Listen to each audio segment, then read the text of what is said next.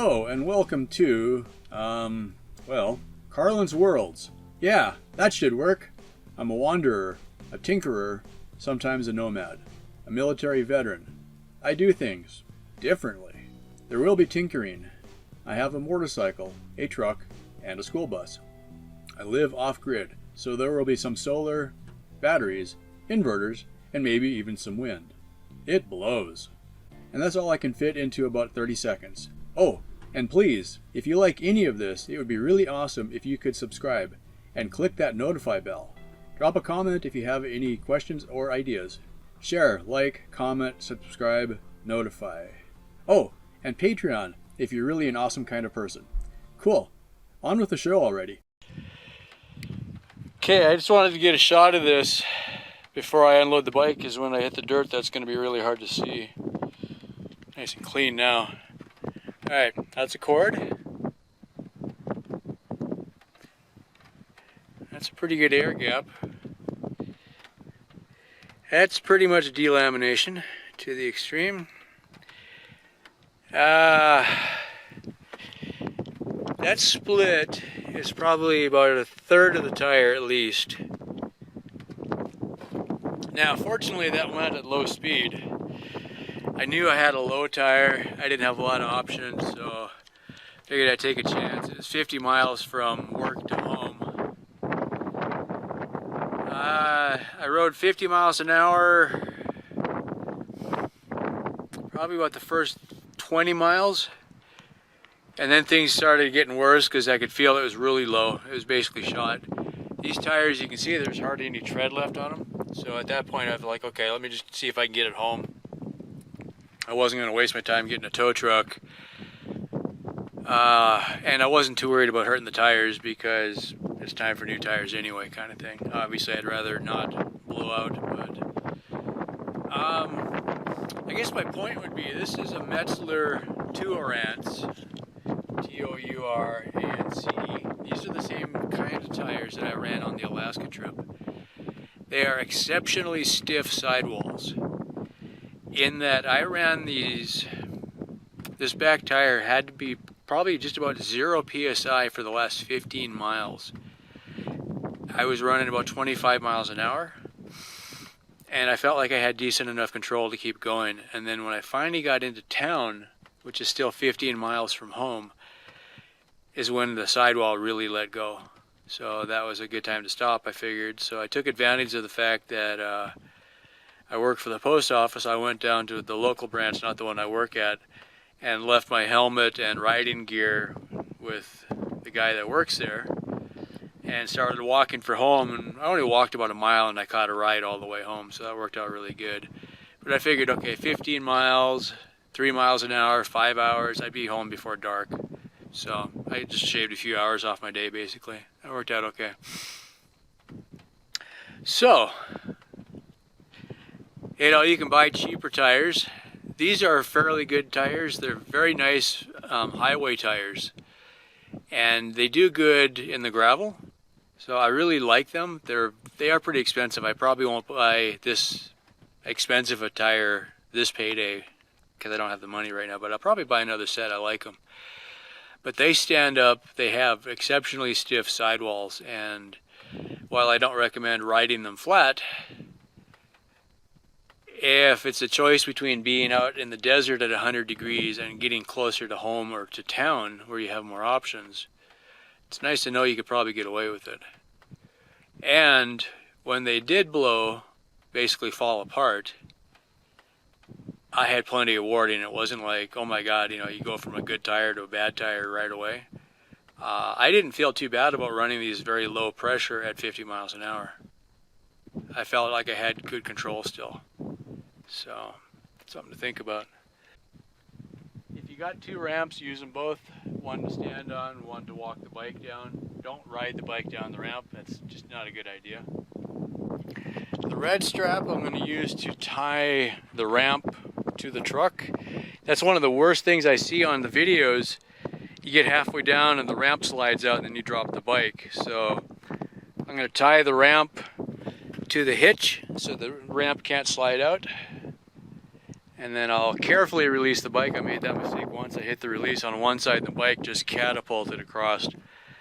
So don't do that. Have a good grip on things and everything will be good.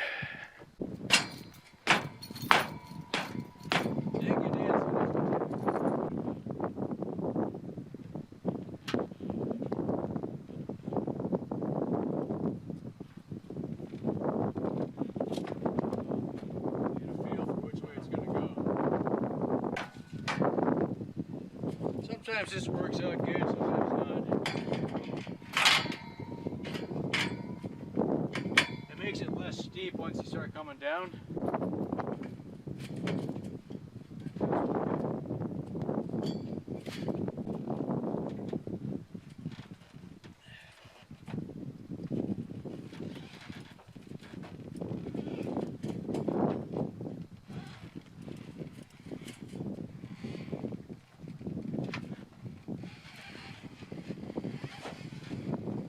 Bed liners are shiny and slippery. And we're about to run off the edge of the road. Doesn't look good.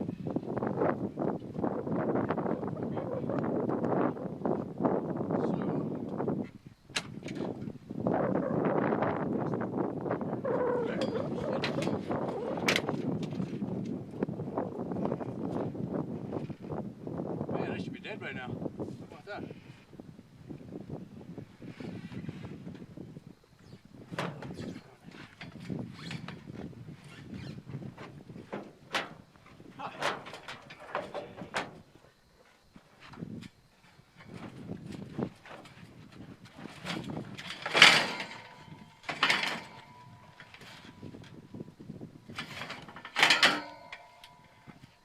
Not the way you're supposed to do it.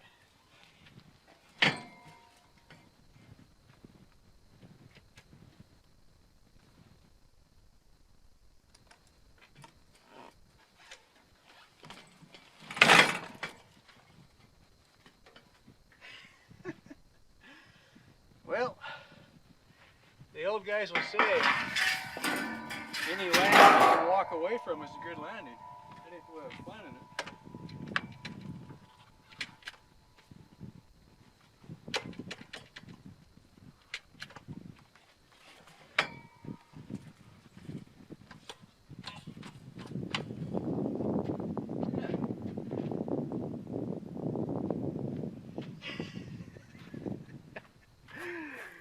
Oh, hell. I was realizing I was missing the back wheel. I was just about to come off the ramp. So I had put the keys in, thinking, okay, this is a good option. The truck bed liner is slippery. The tire doesn't get much traction on that, so I was going to give myself a chance, start the bike up, go back up and try it again. About that time, my step that I was standing on decided to roll over. Whew. Yeah, I was somewhere between jumping and not wanting to drop the bike. Never get that lucky again.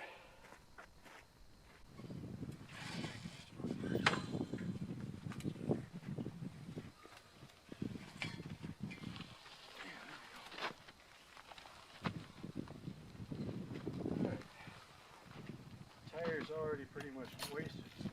Worried about that. Right out of here in style.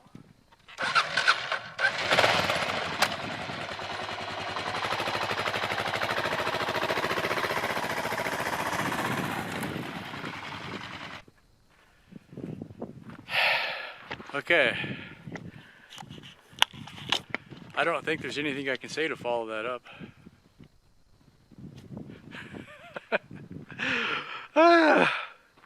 Yeah, that got my heart going. So for now, ironically, this is the day after I just had the back wheel off. I'm pretty sure there's no coincidence there, or, you know, there is a coincidence or something like that. Yeah.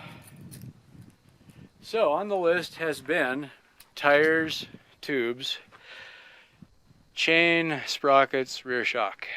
Tires just got moved to the top of the list, I guess. All my riding gear, great when you're riding, not so good when you're walking. Well, that's about it. Thank you so much for watching. Yeah, that should work. Cool. I do things differently. Oh, and please, if you like any of this, it would be really awesome if you could subscribe and click that notify bell. Drop a comment if you have any questions or ideas. Share, like, comment, subscribe, notify. Oh, and Patreon if you're really an awesome kind of person. Thank you so much for watching.